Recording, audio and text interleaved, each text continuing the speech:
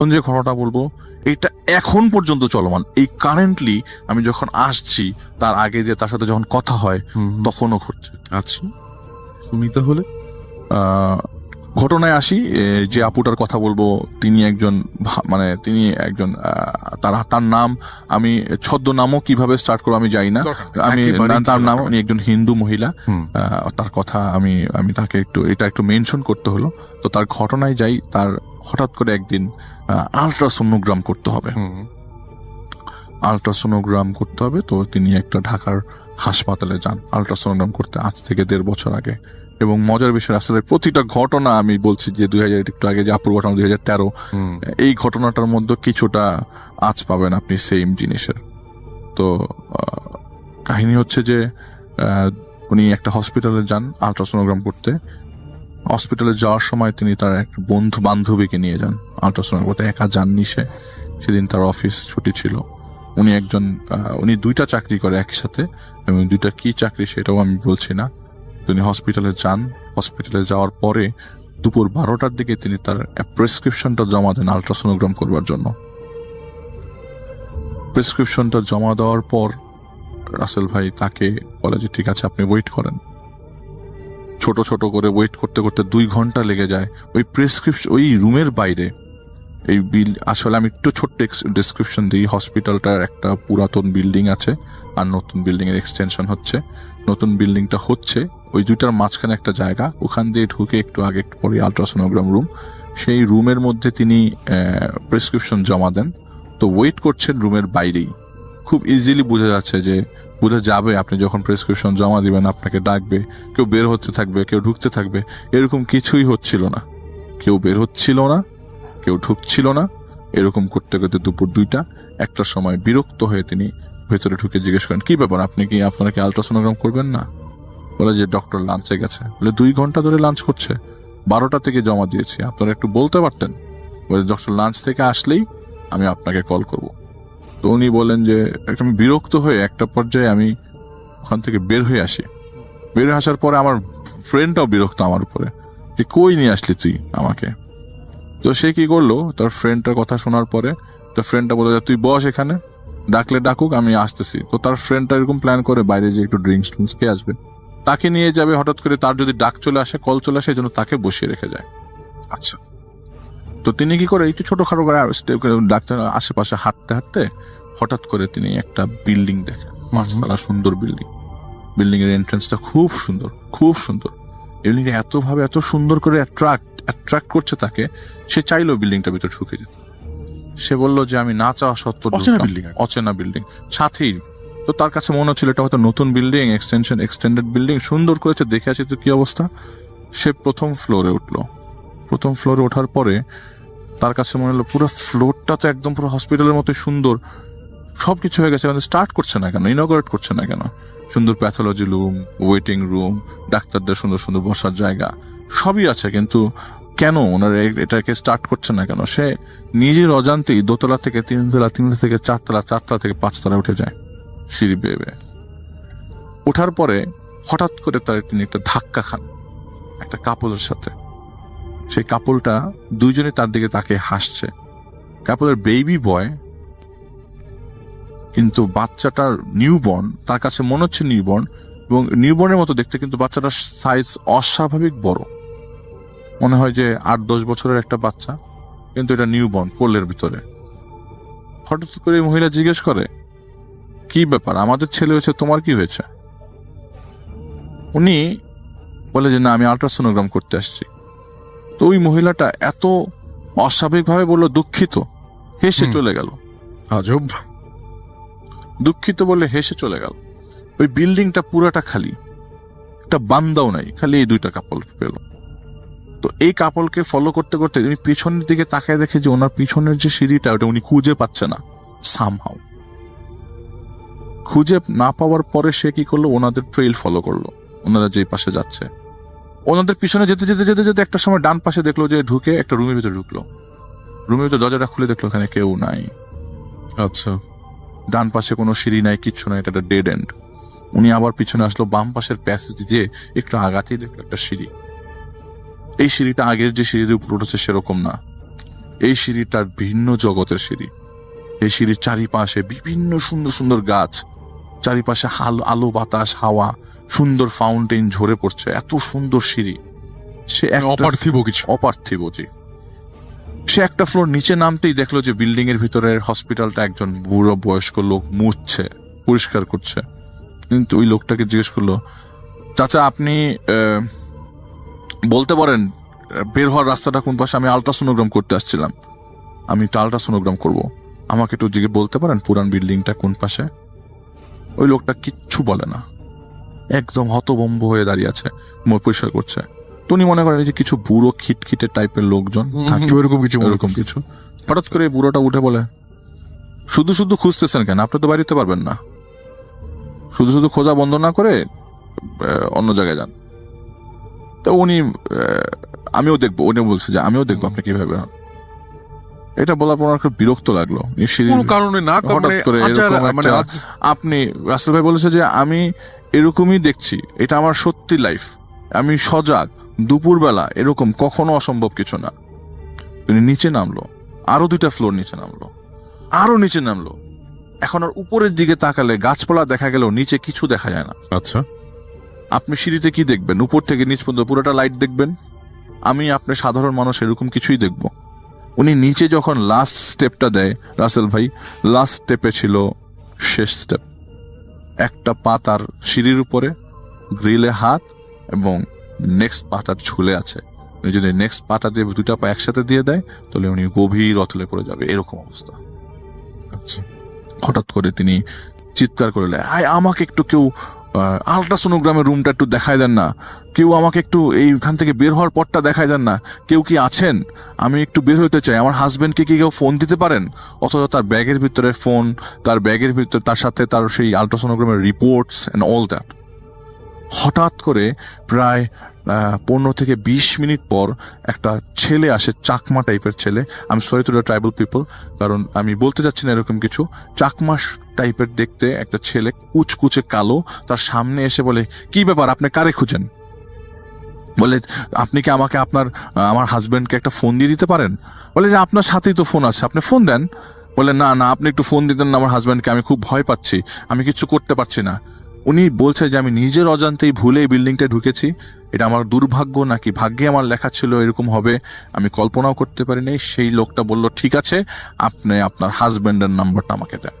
এইটা দিদি তার মোবাইল থেকে সে নাম্বারটা ডায়াল করে ফেললো। নাম্বারটা শুনতে নাম্বারটা ইভেন বলেও নাই, কমপ্লিট করার আগে, শেষ করার আগে সেটা নাম্বারটা ডায়াল করে জাস্ট ডায়াল করবে তার হাজবেন্ডকে, এমন সময় ওই যে বয়স্ক লোকটা সে দৌড়ে এসে ওনার মাথার পিছন দিকটা বাড়ি দিয়ে বলো, তুই ওকে কি করছিস? আপনাকে না বললাম আপনি বেরোতে পারবেন না, আপনি শুধু শুধু কি সমস্যা আপনার? তো উনি বলে যে আমাকে প্লিজ একটু বের করার ব্যবস্থা করে দেন, আমাকে একটু ব্যবস্থা করে দেন, আমি একটু বের হতে চাচ্ছি, এখান থেকে বের হওয়ার কোনো রাস্তা আছে? প্লিজ ভাই, আমার হাজবেন্ডকে একটু ফোন দেন। এইটা শোনার পরে উনি একটা বিকট একটা হাসি দিল, এই বয়স্ক লোকটা এত বাজেভাবে একটা হাসি দিল, উনি সেন্সলেস হয়ে গেল। আচ্ছা, সেন্স ফিরলো, এমনভাবে ফিরলো যে আশেপাশে অনেক কথাবার্তা এমনভাবে হচ্ছে যে নার্স, তারপরে ওয়ার্ড বয়, আশেপাশের অ্যাটেন্ডেন্স, রোগীর অ্যাটেন্ডেন্স, সবাই তার ভিড় জমেছে। তার ফ্রেন্ডও তার কাছে এসে বলে, তুই এখানে কি করিস? এটা হচ্ছে পুরাতন বাড়ি বিল্ডিং এবং নতুন বিল্ডিং এর এক্সটেনশনের মাঝখানের ঘটনা। তুই এখানে কি করিস? তো আমি খুব অবাক হয়ে যাই। উনি বলছে, আমি খুব অবাক হয়ে যাই যে আমি কোথায় আছি। তো ওনার নার্সরা, ওইখানের যে নার্সরা ছিল, ওই নার্সরা বলা বলি করছিল যে এটা মনে হয় ওই বিল্ডিং এর ভিতরে ঢুকছে। উনি চোখ বন্ধ, কিন্তু উনি বুঝতে পারছে যে কেউ বলা বলি করছে। তো ওইখানকার ওয়ার্ড বয় বলতেছে, এরকম ওই বিল্ডিং এ ঢুকলে তো ভিমরু খায় পরেই থাকবো, এরকম ভাবে বলছে। তো ওনাকে স্ট্রেচার করে ইমার্জেন্সিতে নিয়ে যাওয়া হয়। ইমার্জেন্সি ডক্টর বলছে ওনার অবস্থা কেমন হইলো। তো উনি চোখ বন্ধ, উনি এমনভাবে ভান করেছিল যে উনি কিছু শুনছে না, কিন্তু ওখানকার নার্সরা বলছিল উনি মনে হয় ওই বিল্ডিং এ ঢুকেছিল। কোন বিল্ডিং আমি জানি না, আসলে উনিও জানেন না। ওই দিনের পর থেকে তিনি কখনোই হসপিটালে যান নাই।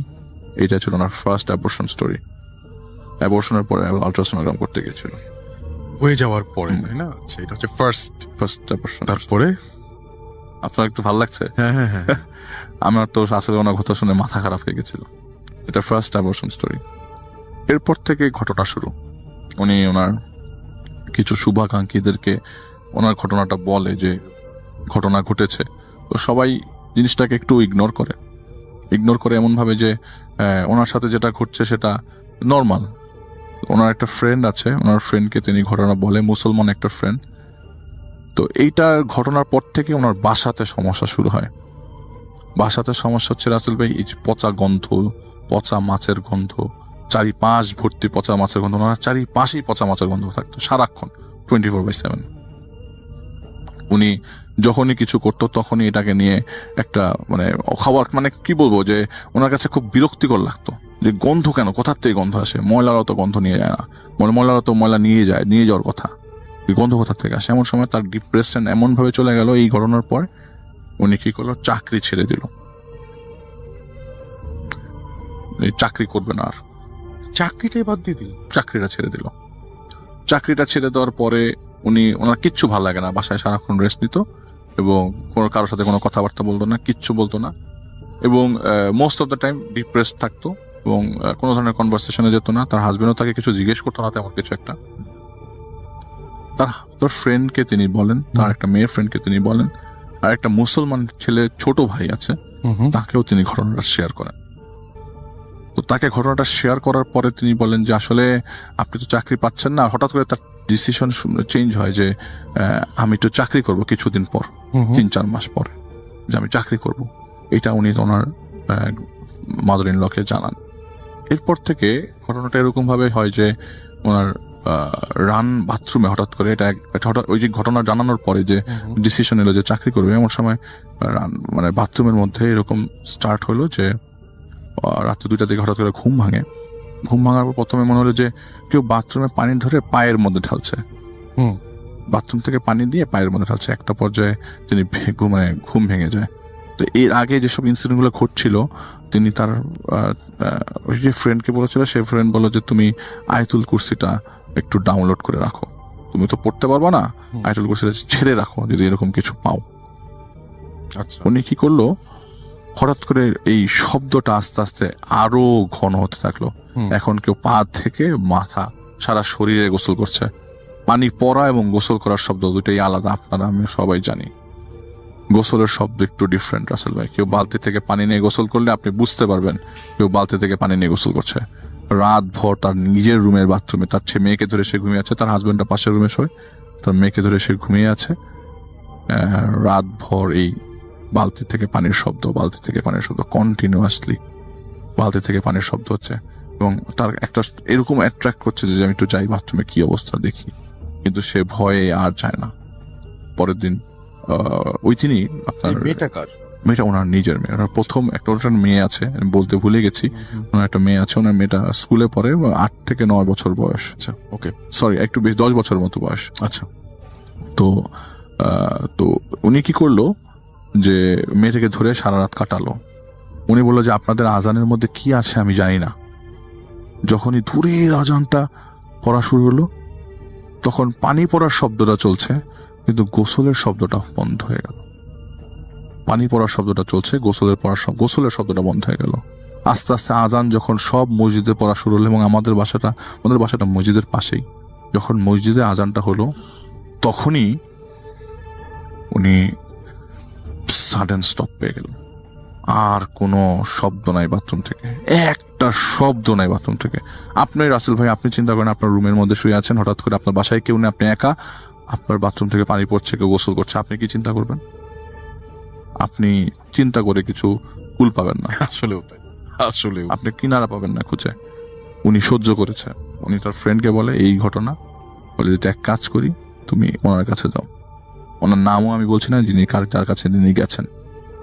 তো উনি হিন্দু, তো উনি গেছেন ওনার বাসায় যাওয়ার পরে, ওনার বাসাটা ঢাকারই একটা জায়গায়, যাওয়ার পরে ওই লোক বলছে যে মা তুমি বসো, আমি পশ্চিমমুখী হয়ে থাকি। উনি দেখে যে একটা লোক রুমের ভিতরে পশ্চিম দিকে যায় নামাজ দিয়ে বসে আছে। তো উনি বলে যে কাকা আমি কি মাটিতেই বসবো, আমি হিন্দু।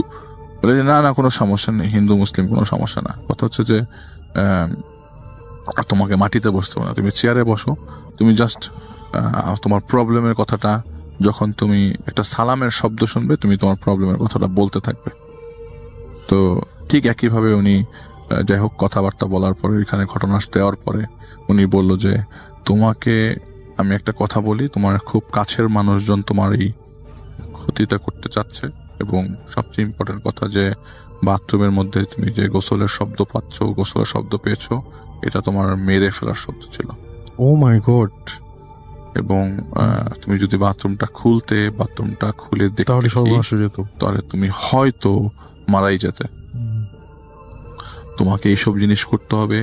2 কবরের মাঝখানে কিছু টাস্ক দিল, এই সেই দিল। আমি রাসেল ভাই অনেক কিছু স্কিপ করে যাচ্ছি, অনেক কিছুই বলতে পারছি না, কারণ আমি নিজেও খুব ট্রমাটাইজড ঘটনাটা শোনার পরে। আমি যখন শুনি গতকালকে ঘটনা ঘটেছে, আমার আসলে রাসেল ভাই কিছু বলার নাই। কিছু জিনিস রাসেল ভাই ঘটনা হিসেবে উপস্থাপন করা যায় না, কিছু জিনিস আসলেই লাইফটাকে চেঞ্জ করে দেয়। তো ওই হুজুরের কাছ থেকে সে যখন কিছু টাস্ক নিল, টাস্কগুলো কন্টিনিউ করতে থাকলো, একটা পর্যায়ে সে দেখলো ওই পচা গন্ধ, বিকট গন্ধগুলা রুম থেকে চলে যাচ্ছে, আস্তে আস্তে কমে যাচ্ছে। সে আর কোনো গন্ধ পাচ্ছে না। এটা এমন না যে তার মেয়ে পাচ্ছে, এটা শুধু তিনিই পাচ্ছেন। তিনি কোনো কিছু রান্না করলে সেটা তিতা হয়ে যায়, এবং সেই রান্না করা জিনিস শুধু তিতাটা তিনিই বোঝেন, আর কেউ তিতা বোঝেন না। এবং বাসার লোকজন যে তার রান্না খায় এমন কিছু না, তার রান্না কেউ খেতে পারে না, শুধুমাত্র তার হাজবেন্ড আর তিনি তিতা হয় তার খাওয়া, আর সবাই খেতে পারে। তো একটা পর্যায়ে বোঝা গেল যে তার কন্ডিশনটা আস্তে আস্তে আগের মতো নাই, সে ধিমে পড়লো। একটা পর্যায়ে ওই হুজুরকে বললো যে আপনি যেভাবে পারেন আমাকে একটু বিজি করার চেষ্টা করেন, তো এমন কিছু তদবির দেন যাতে আমি একটা চাকরি করতে পারি, আমি যেন বাইরে একটু বিজি থাকতে পারি। এইসব জিনিস ঘটতে করতে একটা পর্যায়ে হুজুর বলে যে ঠিক আছে, তুমি এই তদবিরটা একটু ফলো করো, আল্লাহ তাআলা যদি মর্জি হয় তুমি সামনের মাসে 10 তারিখের মধ্যে একটা খবর পাবা। ঠিকই একটা রিনাউন জায়গা থেকে তাকে ফোন দিয়ে ফেললো, তার চাকরিটা হয়ে গেল।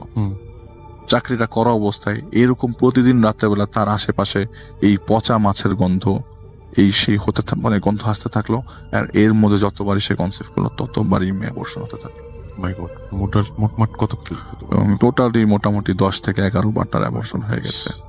এবং সবচেয়ে ইম্পর্টেন্ট কথা দিয়ে আমি একটু শেষ করতে চাই, আমি আর টানতে চাই না রাসেল ভাই, ঘটনা টানার মতো শক্তি আমার নাই আসলে। উনি আমাকে যে বলেছেন গতকালকেও তিনি ডিফারেন্ট জিনিস ফিল করেছেন। ছোট একটা ইনসিডেন্টের কথা বলি, উনি এই ঘটনাগুলো যখন চাকরি পাওয়ার পর, চাকরি যখন হয়ে যায়, বাসায় আসে টায়ার্ড হয়ে একদিন, সেদিন রাসেল ভাই ওনার গলার ভেতরে, আমি একটু আগে আপুর ঘটনা বলেছি, ওনার একটু ডিফারেন্ট, কিন্তু ওনার গলার উপর দিয়ে মনে হয় যে কেউ মুরগির পালক দিয়ে গলা দিয়ে কে জানি ছুঁয়ে গেল। পরের দিন সকাল থেকে সেই গলার মধ্যে একদম মানে গলা জবাই করার যে দাগ, এরকম একটা দাগ হয়েছিল। এবং সে যখন তার ফ্রেন্ডকে এই ঘটনাটা শেয়ার করলো, বললো কবে হয়েছে? এগুলো গত পরশু দিন তো আমার গলাকে জানি চাপ দিয়ে রাখছে। ভাবা যায় তোমার সাথে আমার এসব জিনিস শেয়ার করে ঠিক হয় নাই। তোমার সাথে আমাকে ওই হুজুরের কাছে নিয়ে যাচ্ছে, আমি তোমাকে এত সাজেস্ট দিছি, আমার ভুল হয়েছে, তোমার এই ঘটনাগুলো এখন আমার সাথে ঘটতেছে, প্লিজ আমার পিছা ছাড়া আমি তোমার সাথে কোনো কথা বলতে চাই না। তার সাথে খুব রাফ বিহেভ করে দিল। সে একটু একা হয়ে গেল, কিন্তু ওই হুজুরের সাথে যেহেতু তার কানেকশন ছিল, সে বারবার ওনার কাছে যাচ্ছে, বারবার ওনার কাছ থেকে শরণাপন্ন হচ্ছে, টাস্ক দিচ্ছে রাসেল ভাই, কিন্তু কিছুতেই কোনো টাস্কে কাজ হচ্ছে না, শেষ করতে পারছে না, কোন একটা স্টেপে উল্টা পাল্টা। লাস্টের লাইনটা কি ছিল রাসেল ভাই?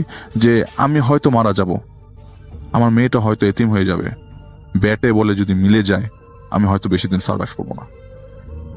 আমি আর সিমটমস গুলার নাম বলছি না, যে এই সিমটমস এর কারণে তার মারা যায়। আমি অন এয়ারে সবকিছু শেয়ার করতে পারছি না রাসেল ভাই, কিছু জিনিস আমি অ্যাভয়েড করছি রাসেল ভাই। এই জিনিসটা তার কাছের মানুষ গ্রহণ করছে, তাকে কষ্ট দিচ্ছে। এই কষ্টটা কিন্তু খুব খারাপ যখন আপনি শুনবেন 11টা অ্যাবর্শনের, 11টাই বাচ্চা ছেলে, সবগুলোই ভয় ছিল। তার মানে তার বংশ বৃদ্ধি যাতে কোনো ছেলে দিয়ে না হয়, এটাও একটা রিজন। আচ্ছা, এখন বুঝতে পারছি। এটা একটা ঘটনা রাসেল ভাই, আমি আর কোনো ঘটনা শেয়ারও করার মতো অবস্থায় নাই। আমি আসলে আমার মাথা ঘুরছে রাসেল ভাই, আমি আপনাকে সত্যি করে বলছি, কিছু ঘটনা পাগল করার মতো ঘটনা। আমি অনেক ঘটনা শেয়ার করছি 9 বছরে 8 বছরে, যতদিন পর্যন্ত ভূতে ফেমেছিলাম, আমি অনেক আগের থেকে আসি। আমার এই ঘটনা বলার পর মাথা ঘুরাচ্ছে, বারবার মাথা ঘুরাচ্ছে রাসেল ভাই। Thank you so much, thank you.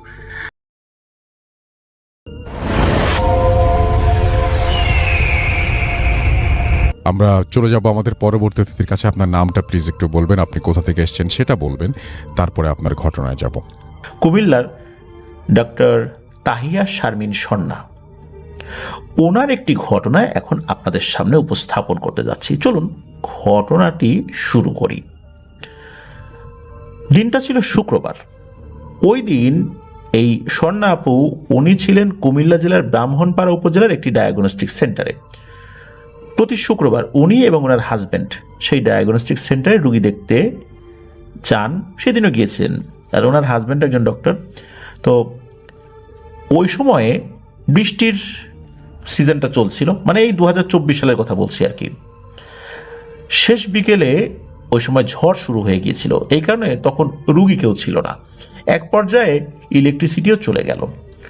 তখন এই স্বর্ণা আপুর সাথে তারই অ্যাসিস্ট্যান্ট, যার নাম হলো খাদিজা, সে ছিল। এই অ্যাসিস্ট্যান্টরা যে কাজটা করেন, ডাক্তারের কাছে রুগী যাওয়ার আগেই রুগীর ওজন, প্রেশার ইত্যাদি মেপে নোট করেন, এবং এগুলো যখন ডক্টরকে দেন, ডক্টর এই জিনিসগুলো দেখে রুগীর স্বাস্থ্য সম্পর্কে অবগত হতে পারেন এবং তাকে চিকিৎসা সেবা দিতে বেশ সুবিধা হয় আর কি। তো এই খাদিজা এই কাজটা করে থাকেন আর কি। আর যেহেতু আবহাওয়া ওই সময় খারাপ, ইলেকট্রিসিটিও চলে গেছে, তখন এই স্বর্ণা আপু এই খাদিজার সাথে বিভিন্ন প্যারানরমাল বিষয় নিয়ে আলোচনা শুরু করেন। এক পর্যায়ে এই খাদিজা তার মায়ের সাথে ঘটে যাওয়া একটি ঘটনা স্বর্ণা আপুকে বলেন। মূলত সেই ঘটনাটি এখন আপনাদের সামনে উপস্থাপন করব। খাদিজার বাবার বাড়ি ব্রাহ্মণপাড়া উপজেলার চান্দোলা নামক এলাকায়, এটিও কুমিল্লাতেই। তো তার মায়ের সাথে যখন ঘটনাটি ঘটে, সালটা ছিল তখন 1993। আর ঘটনা যখন ঘটে তখন খাদিজার মা, যার নাম হচ্ছে রাজিয়া বেগম, তখন সদ্য বিবাহিতা। খাদিজার পিতার নাম আবুল কালাম। এই আবুল কালাম মিয়াদের বাড়ির উঠানে ছিল একটা বড় বড়ই গাছ। যখন বড়ই পাকতো, সবাইকে দিয়ে এবং খেয়েও শেষ করা যেত না, এত বেশি বড়ই হতো, যেহেতু গাছটা অনেক বড় ছিল। তো রাজিয়া বেগমের আবার এই বড়ইয়ের প্রতি ছিল ছোটবেলা থেকে অনেক আকর্ষণ। আর ওখানে তো অনেকে এসেই বড়ই পারতো তার শ্বশুরবাড়িতে। বিনা অনুমতিতে কেউ বড়ই পারতে গেলে উনি আবার রাগ করতেন। যদিও বা বিয়ের আগে অনেকেই বড়ই পেরে নিয়ে যেত আর কি, কিন্তু উনি আসার পর এই কাজটা পছন্দ করতেন না, যে কেউ না বলে বড়ই পেরে নিয়ে যাবে, এটা তার কাছে ভালো লাগতো না। তো এরকম কাজ কেউ করলে শাশুড়ির কাছে নালিশ করতেন। নিজে সরাসরি তেমন কিছু বলতেন না, যেহেতু নতুন বউ, কিন্তু শাশুড়ির কাছে নালিশ করতেন। শাশুড়ি এসেও তাদেরকে বকাঝকা করতেন এবং বলতেন যে এইভাবে আর বড়ই নিবা না, আমাদের বাড়িতে বড়ই পাগল এক বউ আসছে, সে বড়ই খায় তো খাই, বড়ই দিয়ে হরেক রকমের আচারও বানায়, আর এগুলোর জন্য প্রচুর বড়ই লাগে। তোমরা বড়ই পারতে হলে আমাদেরকে বলে পারবা, না জানিয়ে পারবা না। তো এইভাবে বলে দিতেন আর কি। আগের মতো এতটা স্বাধীনতা আর কি ওই লোকদের ছিল না, যে ইচ্ছা মতো বড়ই গাছ ঝাঁকিয়ে দিবে, নিচ থেকে বড়ই কুড়িয়ে নিয়ে চলে যাবে। তো যাই হোক, একদিনের ঘটনা, মাগরিবের আজান হয়ে গেছে, তখনও কিন্তু একদম ঘুটঘুটে অন্ধকার হয়নি। বাড়ির যারা মহিলারা আছেন তারা তাদের ঘরে মাগরিবের নামাজ আদায় করছেন, পুরুষরা মসজিদে গিয়েছেন। এমন সময় হঠাৎ করে এই রাজিয়া বেগম দেখতে পান যে বেশ অনেক লম্বা একটা মহিলা ওই বড়ই গাছের তলা দিয়ে দ্রুত বের হয়ে যাচ্ছে তাদের উঠোন পেরিয়ে। আর মহিলার শাড়ির আঁচলের কোচে কিছু রাখা, অনেক ভারী হয়ে কোচটা নেমে এসেছে আর কি। তো রাজিয়া বেগম বুঝলেন যে এই মহিলা নিশ্চয়ই বড়ই চুরি করে নিয়ে যাচ্ছে। মাগরিবের নামাজে সবাই দাঁড়িয়েছে, এই সময় তো গ্রামের মহিলারা বাইরে বের হয় না, এই সুযোগে মহিলা এসে অনেকগুলো বড়ই নিয়ে যাচ্ছে। আর একসাথে এতগুলো বড়ই নিয়ে যাচ্ছে না বলে এটা দেখে ওনার মেজাজটা তো খারাপ হয়ে গেল। তো রাজিয়া বেগম দ্রুত সেই মহিলাকে পেছন থেকে ডাকেন এবং বলেন, এই কি ব্যাপার, এই সময় আপনি এখানে আসছেন কেন? আর এই সময় কেউ বড়ই পারে নাকি? এই সন্ধ্যার সময় কেউ গাছ থেকে বড়ই পারে? আপনি আসছেন কেন? এই সময় তো নামাজের সময়, আপনার তো বাড়িতে থাকার কথা। তো সেই লম্বা মহিলা কিন্তু পেছন ফিরে তাকালো না, কিছু বললও না, সে চলে যাওয়া শুরু করলো। তখন রাজিয়া বেগমের শাশুড়িও এসে যোগ দিলেন, কারণ যখন দেখলেন যে তার ছেলের বউ কাকে যেন কিছু বলছে, উনিও বের হয়ে এসছেন আর কি। তো এই যে ওই যে লম্বা মহিলাটা, লম্বা মহিলাটা তাকে কিন্তু অনেক কথা বলার পর সে পেছন দিকে তাকাচ্ছে না। একটা পর্যায়ে কি করে, এই রাজিয়া বেগম সে একটা ছোট ঢিল ছুঁড়ে মারে ওই মহিলার দিকে এবং মেরে বলে, এই থামেন, নিজেই পরিচয় বলেন, কোন বাড়ির বউ আপনি। আর একটা ব্যাপার হলো, ওই যে রাজিয়া বেগমের শাশুড়ি, উনি চিন্তা করছেন যে আমি এই গ্রামে এত বছর আছি, এত লম্বা মহিলাকে তো কখনো দেখি নাই। এই কারণে ওনার একটু আগ্রহ ছিল যে মহিলাটাকে একটু দেখি, উনি তো চিনতে পারছিলেন না। তবে এই ঢিল মারার পরও ওই লম্বা মহিলা পেছন দিকে তাকালো না, তবে কথা বলে ওঠে, বড়োয়ের জন্যই তো এমন করছিস, নে বড়ই নে। বলে তার আঁচলের কোচে যে বড়ইগুলো ছিল গিট মেরে ঝুলিয়ে রেখেছিল, সেই কোচ খুলে সব বড়ই মাটিতে ফেলে দিয়ে সেখান থেকে অতি দ্রুত চলে গেল। এরপরে যখন এই আবুল কালাম মিয়ার বাবা তথা রাজিয়া বেগমের শ্বশুর বাড়িতে আসার পরটা শুনলেন, তখন সবাইকে বেশ বকাঝকা করলেন যে এইটা কি কোনো কাজ? একজন বড়ই নিয়ে যাচ্ছে সন্ধ্যার সময়, তোমরা তাকে দাঁড় করিয়ে পিছন থেকে ঢিল ছুঁড়ে এই কাজটা করলা। বড়ই নিচে, তাতে কি হয়েছে? না নিচেই, তাই বলে এরকম আচরণ করবা নাকি? আর এই রাজিয়া বেগমের শ্বশুর যে রাগারাগি করছেন এর পিছনে একটা কারণ ছিল। উনি এই বকাঝকার একটা পর্যায়ে বলছিলেন যে তোমরা জানো না যে সন্ধ্যার সময় অনেক কিছুর আনাগোনা থাকে, তোমাদের তখন বাইরে বের হওয়ার দরকার কি ছিল, আর একে আঘাত করলা কেন? এইভাবে উনি বেশ বকাঝকা করলেন। তো যাই হোক, চলে গেল বেশ কয়েকটি মাস। তো রাজিয়া বেগম তখন প্রথমবারের মতো অন্তঃসত্ত্বা হলেন। পরিবারের সবার আদর আর মনোযোগের কেন্দ্রে তখন তিনি। তার গর্ভ যখন 5 মাসের, তখন থেকেই শুরু হয় এক সমস্যা। এর মধ্যে কিন্তু কোনো ধরনের কোনো সমস্যা হয়নি, মানুষ এটা ভুলেই গেছে বলতে হবে। রাত তখন 3টা কি 3:30 বাজে, এর মধ্যে তার ঘুম ভেঙে যায়। উনি যাবেন ওয়াশরুমে, তো একাই চলে গিয়েছেন ওয়াশরুমে আর কি। তো গ্রামের ওয়াশরুমগুলো তো ঘরের সাইডে থাকে আর কি, বা উঠোনের একটা সাইডে থাকে, অ্যাটাচড থাকে না আর কি। আর রাজিয়া বেগম যথেষ্ট সাহসী একজন মহিলা, উনি নর্মালি রাত্রেবেলা বাইরে বের হওয়ার সময় কাউকে নিতেন না, একাই যেতেন ওয়াশরুমে। কিন্তু মূল সমস্যা সেটা না, সমস্যা হলো তিনি সেই রাতে ওই 3টা কি 3:30টার দিকে উঠে যে ওয়াশরুমে গিয়েছেন, ওয়াশরুম থেকে যখন ব্যাক করছেন উনি দেখেন পুরো উঠোনে অনেকগুলো বড়ই পড়ে আছে। তো রাজিয়া বেগম তো অনেক খুশি, উনি বড়ই কুড়াতে থাকেন। কিন্তু উনি ভুলেই যান যে এখন বড়ইয়ের সিজন না, গাছে একটা বড়ইও নাই। তাহলে এত রাতে এই বড়ই উঠোনে আসলো কিভাবে? ওই সময় কিন্তু ওনার এটা মনে আসে নাই। উনি বড়ই কুড়াতেন এবং প্রায় একটা বড় পাতিলের পুরোটা ভর্তি করে ফেলতেন বড়ই দিয়ে। রাতের বেলা তো আর কাউকে ডাকতেন না, ওই পাতিলটা ঘরের একটা কোণে রেখে দিতেন। সকালে উঠে পাতিল উনি ঠিকই পেতেন, কিন্তু পাতিলের মধ্যে একটা বড়ইও খুঁজে পেতেন না। এরকম পরপর 3-4 দিন হওয়ার পর বিষয়টি রাজিয়া বেগম তার স্বামী আবুল কালাম মিয়াকে জানান। এই আবুল কালামের আবার ঘুম ছিল মারাত্মক, সে ঘুম কাতুরে হিসাবে বেশ পরিচিত ছিল। মানে দিন দুনিয়া যদি ধ্বংস হয়ে যায় তার ঘুম সহজে ভাঙবে না, এমন ঘুম কাতুরে উনি। আবুল কালাম বলেন যে আচ্ছা ঠিক আছে, তুমি আমাকে ডাক দিবে এরপর থেকে। তখন ওনার স্ত্রী বলছেন, মানে রাজিয়া বেগম বলছেন যে তুমি তো ঘুম থেকে ওঠো না। তখন উনি বললেন যে না ঠিক আছে, আমি উঠবো, তুমি আমাকে ডেকো। এখন এই সিচুয়েশনে তো তাকে যেতেই হবে, উঠতেই হবে, ঘুম কাতুরে হলেও আর কি। আর ওনার হাজব্যান্ডও বলছিলেন যে তুমি এই ঘুম থেকে উঠে ওয়াশরুমে যাও, ফেরার সময় এই ভুলভাল এই সমস্ত দেখো আর ভুলভাল বলো, এগুলো বিশ্বাসযোগ্য না, কারণ এখন বড়ইয়ের সিজন না। সারা রাত ধরে বড়ই কুড়াও তুমি, এটা কি কোনো সুস্থ মানুষের কথা? এটা বলে আবুল কালাম বেশ হাসি তামাশা করতেন ওনার স্ত্রীর সাথে। কিন্তু রাজিয়া বেগম এই কথাটা তার শাশুড়িকে জানান। কারণ হচ্ছে এতক্ষণ ধরে বড়ই উনি তুললেন, এগুলো নাই। শুরুর দিকে উনি বিষয়টা ওইভাবে পাত্তা দেন নাই, চিন্তা করেছেন কেউ হয়তো বা চুরি করে নিয়ে গেছে বড়ই, শ্বশুর বাড়িতে কতজন আসে, তো এইটা উনি প্রথম দিকে বলেন নাই। কারণ উনি সন্তান সম্ভবা ছিলেন, উনি এটা নিয়ে বেশি কথাবার্তা বললে আবার কেউ মস্করা করতে পারে যে এই অবস্থাতেও তোমার বড়ই খাওয়ার লোভ গেল না। এই জন্য উনি প্রথম দিকে ওনার শাশুড়ি বা অন্য কাউকে কিছু বলেন নাই। কিন্তু যখন উনি দেখলেন যে নিশ্চয়ই এখানে অস্বাভাবিকতা রয়েছে, এরপরে মূলত ওনার শাশুড়িকে কথাটা উনি জানিয়েছিলেন। ওনার শাশুড়ি বিষয়টা শোনার সাথে সাথে বুঝতে পারলেন যে নিশ্চয়ই কোনো একটা ঝামেলা হচ্ছে। উনি দ্রুত একজন কবিরাজকে ডেকে নিয়ে আসেন। রাজিয়া বেগমের শরীরে ঝাড়ফুঁক করানো হয়, কিন্তু এই বউ এবং শাশুড়ি কেউই ওই কবিরাজকে ওই যে মাস 6 আগে ওই লম্বা ঘোমটা দেয়া এক বিশাল দেহী মহিলার কথা কিন্তু কবিরাজকে বলেননি, বা বলার কথা মনেও ছিল না।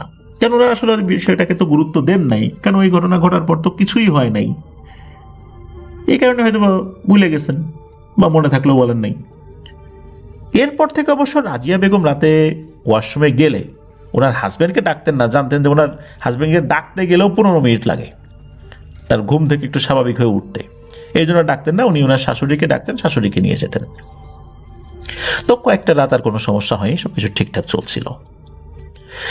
এর মধ্যে কি হয়, এই আবুল কালামের ছোট বোন, তার নাম হলো রাবেয়া। এই রাবেয়াও সন্তান সম্ভব ছিলেন। তিনি শ্বশুরবাড়ি থেকে তার বাড়িতে চলে আসেন, মানে তার মায়ের বাড়িতে চলে আসেন। তো ওখানে তার একটা বেবি হয়। এদিকে রাত জেগে নতুন মা আর এই যে রাজিয়া বেগমের যিনি শাশুড়ি, তিনিও তো তার মেয়ের নতুন বাচ্চা আর তার মেয়ের সেবা করছিলেন। এখন রাজিয়া বেগম চিন্তা করছেন যে আমার শাশুড়ি তার মেয়ের সেবা করছে, তার মেয়ের বাচ্চার সেবা করছে, সারাদিন কষ্ট করে, আবার রাতের বেলা ডাকবো না, থাক ডাকবো না। তো উনি ওয়াশরুমে যাওয়ার সময় রাতের বেলা আর শাশুড়িকে ডাকেন নাই। সব কিছু তো স্বাভাবিক চলায়, শাশুড়িকে আসলে ডাকার উনি প্রয়োজনও মনে করেন নাই। তো এক রাতের ঘটনা, রাজিয়া বেগম ওয়াশরুমে গিয়েছেন, উনি কিন্তু সাথে একটা আলো নিয়ে ঢুকেছেন। হঠাৎ করে বাইরে খচমচ খচমচ আওয়াজ উনি শুনতে পান। তো ওয়াশরুমের দরজার নিচে কিন্তু কিছুটা ফাঁকা জায়গা ছিল। উনি ওই একদম ওই ফাঁকা জায়গার ওইখানে, মানে দরজার ঠিক বাইরের কয়েক ইঞ্চি দূরে দেখতে পেলেন দুটো পা। তার মানে ওখানে কেউ দাঁড়িয়ে আছে। তবে এই পা কিন্তু মানুষের পায়ের মতো ছিল না, দেখে মনে হচ্ছে অনেকটা গরুর খুরের মতো পা, খুর রয়েছে পায়ে। আর বাইরে থেকে তার শাশুড়ির কণ্ঠে কথা বলছে যে কিরে রাজিয়া, আর কতক্ষণ, বাইরে বের হ। রাজিয়া বেগম কিন্তু বুঝতে পেরেছিলেন যে বাইরে কোনো মানুষ দাঁড়িয়ে না। রাজিয়া বেগম ভয় পেয়েছেন, কিন্তু সাহস হারালেন না। উনি বুঝতে পারলেন যে সাহস যদি এখন হারাই না, তখন কিন্তু নিশ্চিত আমার মৃত্যু হবে। উনি সাহস করে বললেন যে কে তুমি, কি চাও? তখন আবার বাইরে থেকে বলছে, আরে দরজা খুলে বের হ, আমি তো শাশুড়ি। তো উনি দরজা খুলে বের হয়েছেন। তখন উনি দেখেন অনেক লম্বা একটা মহিলার অবয়ব, শাড়ি পরা, চেহারা ভালো মতো বোঝা যাচ্ছে না। সেই মহিলা বলে ওঠে তখন, কিরে, আগে তো বড়ই চেয়েছিলাম, এখন কিন্তু বড়ই আমার প্রয়োজন নাই, এখন তোর বাচ্চাটাকেই আমার চাই। এই বলে বিকট এক হাসি দেয়। হাসি দিয়ে এমন জোরে দৌড় দিয়েছে, মনে হচ্ছে বাতাসের গতিতে দৌড় দিয়ে পাশে একটা পুকুর ছিল, পুকুরের পানিতে ঝাঁপ দিল, ঝপাস করে একটা শব্দ হলো, এরপরে সবকিছু মিলিয়ে গেল। উনি তো তাড়াতাড়ি গিয়ে ওনার শাশুড়িকে ডেকেছেন যে মা, এই ঘটনা। ওনার শাশুড়ি উঠে যখন এটা শুনেছেন, তখন তো বুঝতে পারলেন যে আবার শুরু হয়েছে কোনো একটা সমস্যা। পরের দিনই সেই কবিরাজকে ডেকে আনা হয়। কবিরাজ আবারও ঝাড়ফুঁক করে দিয়ে যান। এর 2 মাস পরে রাজিয়া বেগমের ডেলিভারি পেইন ওঠে। মূলত তার ডেলিভারি পেইন ওঠার সময় ছিল আরও 2 মাস পরে, কিন্তু 2 মাস আগে ডেলিভারি পেইন উঠেছে। সকাল থেকে সন্ধ্যা অবধি সেই ব্যথা ছিল। মাগরিবের পরের সময়টাতে গিয়ে রাজিয়া বেগম একটা পুত্র সন্তান জন্মদান করেন, কিন্তু সেই পুত্র সন্তান ছিল মৃত। আর আরো ভয়ঙ্কর ব্যাপার হচ্ছে, সেই বাচ্চার পা দুটো নাকি অনেকটা গরুর খুরের মতো ছিল। এই বিষয়টা জানাজানি হলে তো গ্রামের মধ্যে কানা ঘোষা শুরু হবে, অসম্মান হবে। এসব ভেবে সেই রাতের ভিতরে সেই শিশুটিকে দাফন করা হয় কোনো প্রকার গোসল, কাফন বা জানাজা ছাড়াই। আর তার পরদিন ভোরবেলা রাজিয়া বেগমকে তার বাপের বাড়িতে পাঠিয়ে দেওয়া হয় কয়েক মাস থেকে আসার জন্য, যেন গ্রামে বলা যায় যে সে মূলত বাড়িতে গিয়েছে, প্রথম সন্তান মায়ের বাড়িতে হবে, এরপর সে চলে আসবে। পরে জানানো হয় যে রাজিয়া বেগম মৃত সন্তান প্রসব করেছেন। সত্য ব্যাপারটাই বলা হয়, আসলেই তো রাজিয়া বেগম মৃত সন্তান প্রসব করেছিলেন আর কি। তো এটা নিয়ে তার মানুষজন অত চিন্তা ভাবনা করে নাই। তো এভাবেই মূলত ঘটনাটি চাপা পড়ে যায়। এর প্রায় 3 মাস পর রাজিয়া বেগমকে বাবার বাড়ি থেকে শ্বশুর বাড়ি আনা হয়। সবকিছু আবারও স্বাভাবিকভাবেই চলছিল, দিনকাল ভালোই যাচ্ছিল। তো বেশ কিছুদিন পর আবার সমস্যা দেখা দেয়। সমস্যাটা কখন দেখা যায়? রাজিয়া বেগম যখন পুনরায় অন্তঃসত্ত্বা হন। ওনার গর্ভ যখন 4 মাসের, তখন উনি এক রাতে ওয়াশরুমে যাওয়ার জন্য বের হয়েছেন। আর উনি ওনার শাশুড়ি রুমের বাইরে থেকে শাশুড়িকে ডাকছেন আর কি। তো শাশুড়িও ওনার সাথে সাথে বের হয়েছেন আর কি, ওনার সাথে যাবেন আর কি, এগিয়ে দিয়ে যাবেন ওয়াশরুম পর্যন্ত। তো উনি তো জানতেন যে ওনার ছেলের বউ মাঝে মাঝে ওয়াশরুমে যাওয়ার জন্য ডাক দেয়, আর উনিও উঠে পড়েন আর কি। উনি তো বের হয়েছেন। রাজিয়া বেগম ওনার শাশুড়ির সাথে হাঁটা শুরু করেছেন ওয়াশরুমের দিকে। এখন হয় কি, ওই উঠোনে নেমে ওয়াশরুমটা যেদিকে, ওই দিকে তো রাজিয়া বেগম যাবেন, কিন্তু তার শাশুড়ি কি হয়েছে, উল্টো দিকে যাচ্ছে, দ্রুত গতিতে উল্টো দিকে হেঁটে যাচ্ছে। উল্টো দিকে হলো ওই বড়ই গাছটা রয়েছে, বড়ই গাছের তলায় তার শাশুড়ি গিয়ে দাঁড়িয়ে আছে। আর সেখানে গিয়ে যে দাঁড়িয়ে আছে, রাজিয়া বেগমের দিকে পিঠ দিয়ে দাঁড়িয়ে রয়েছেন, ওভাবেই দাঁড়িয়েছেন, পেছন দিকে ঘুরে তাকাচ্ছে না। তো রাজিয়া বেগম তার শাশুড়িকে ডাকলেন যে, ও মা, ওই দিকে কেন গেলেন? ওয়াশরুম তো এইদিকে, এদিকে যাবো তো, এদিকে আসেন।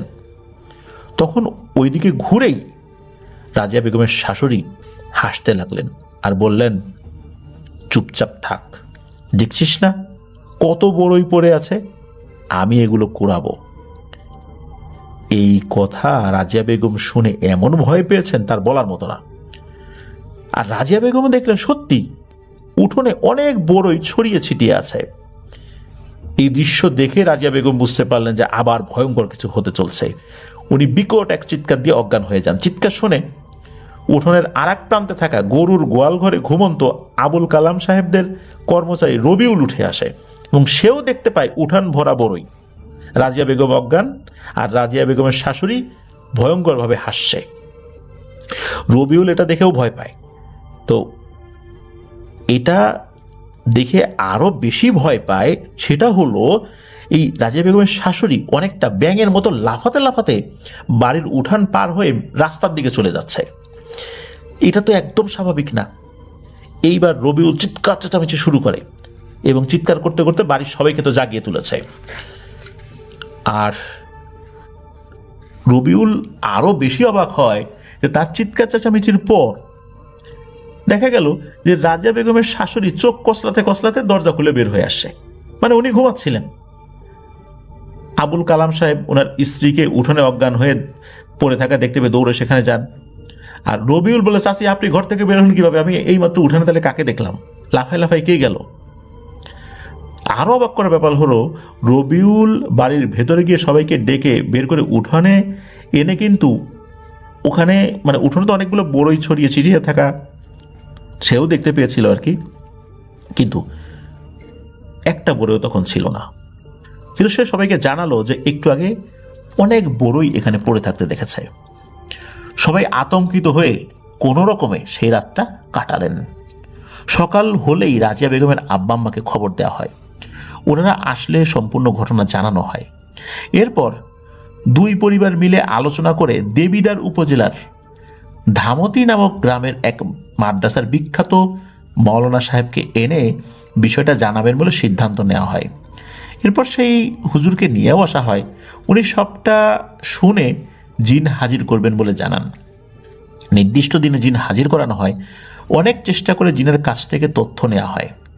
জিনটি জানায় যে রাজিয়া বেগমের উপর কালো জাদু করেছে রাজিয়া বেগমেরই আপন চাচি। রাজিয়া বেগমের বাবার সম্পত্তি পাওয়ার জন্য নিজের ছেলের সাথে রাজিয়া বেগমের বিয়ে দিতে চেয়েছিলেন, কিন্তু রাজিয়া বেগমের বাবা এতে রাজি ছিলেন না।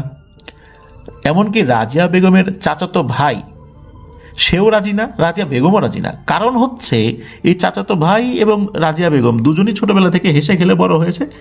এই রাজিয়া বেগমও তাকে আপন ভাইয়ের মতো জানে, ওই চাচাতো ভাইও রাজিয়া বেগমকে আপন বোনের মতো জানে। এই কারণে মূলত তারা দুজনকে বিয়ে করতে রাজি ছিলেন না। সমস্যাটা সৃষ্টি করেছে হচ্ছে রাজিয়া বেগমের চাচি। লোভের বশবর্তী হয়ে, সম্পত্তির লোভে তিনি এই কাজটি করতে চেয়েছিলেন, কিন্তু যখন দেখলো যে তার নিজের ছেলেও রাজি না, রাজিয়া বেগমও রাজি না, রাজিয়া বেগমের বাবাও রাজি না, তারপর আর কি করা, কাজ তো আর হলো না, সম্পত্তি হাতছাড়া হয়ে গেল। রাজিয়া বেগমের সংসার নষ্ট করার জন্যই মূলত উনি এই ব্ল্যাক ম্যাজিকের আশ্রয় নিয়েছিলেন। ওই হুজুর টানা 3 দিনের প্রচেষ্টায় সেই জিনকে বোতলে বন্দি করেন এবং তার সাথে থাকা জিনদের মাধ্যমে তথ্য নিয়ে এই কালো জাদুর যে আলামতগুলো বিভিন্ন জায়গায় ছিল সেগুলো সংগ্রহ করে সেগুলোকে ধ্বংস করা হয়। এরপর রাজিয়া বেগমের যথাসময়ে স্বাভাবিকভাবেই একটি পুত্র সন্তান জন্ম হয়, একদম সুস্থ স্বাভাবিকভাবে। আর এই যে খাদিজা, এই খাদিজা হয়েছিল তার পরে, আর তার বড় ভাইয়ের নাম হচ্ছে জুনায়েদ। প্রিয় লিসেনার্স, এই যে বড়ই গাছের নিচে যেই অবয়বটা দেখা গিয়েছিল, এটি যে শুধু বড়ই তুলতে এসেছিল, পিছনে ঢিল মারার কারণে তার পিছনে এসে, বিষয়টা এরকম না। মূলত ব্ল্যাক ম্যাজিক করেই এই ভয়ঙ্কর জিনটাকে চালান করা হয়েছিল। ঘটনার শুরুর দিকে কিন্তু মনে হতে পারে যে এটা হয়তো বা ওই কারণে হয়েছে, কিন্তু আসলে ব্যাপারটা শেষ দিকে আসলে বোঝা যায় ওই কারণে হয় নাই। এটা একদম পরিকল্পিত একটা ব্যাপার ছিল, রাজিয়া বেগমের ক্ষতি করার জন্য, সংসারটা ধ্বংস করার জন্য। এবং এই কারণে প্রথম সন্তানটা কিন্তু শেষ হয়ে যায়। তো যাই হোক, আল্লাহর অশেষ রহমতে রাজিয়া বেগম ভালো আছেন, সুস্থ আছেন, তার সন্তানাদিরা এখন ভালো আছেন। সেই এক সন্তান খাদিজা, যিনি এই ঘটনাটি ডক্টর তাহিয়া শারমিন সন্নাকে বলেছিলেন, আর সেই ঘটনাটি এখন আপনাদের সামনে